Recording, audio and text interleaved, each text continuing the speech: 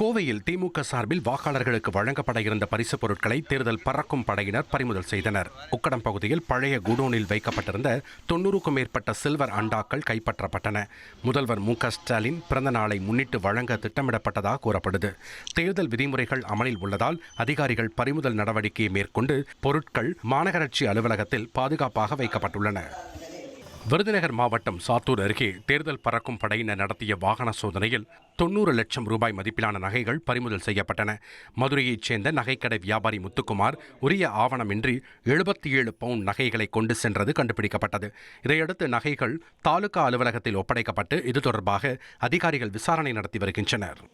தென்காசி மாவட்டம் கடையநல்லூர் தொகுதியில் உள்ள 3 சோதனைச் சாவடிகளில் ஒரே நாளில் 3,62,210 ரூபாய் பறிமுதல் செய்யப்பட்டது. புளியரை உள்ளிட்ட எல்லைப் பகுதிகளில் வாகன சோதனையின் போது காய்கறி மற்றும் மண்பாண்ட வியாபாரிகள் கொண்டு வந்த பணம் ஆவணங்கள் இன்றி இருந்ததால் பறிமுதல் செய்யப்பட்டதாக அதிகாரிகள் தெரிவித்தனர். சிறு வியாபாரிகளின் பணம் பறிமுதல் செய்வதால் வியாபாரம் பாதிக்கப்படுவதாக அவர்கள் வேதனை தெரிவித்துள்ளனர். தர்மபுரி மாவட்டம் பாளையம்புதூர் சுங்கசாவடி அருகே சோதனையில் ஈடுபட்ட தேர்தல் பறக்கும் படை 14 லட்சம் ரூபாய் மதிப்புள்ள 104 கிராம் தங்க நகைகளை பறிமுதல் செய்தனர். மேலும் நலம்பள்ளி பகுதியில் உரிய ஆவணமின்றி கொண்டுவரப்பட்ட 1 லட்சம் ரூபாயும் கைப்பற்றப்பட்டது.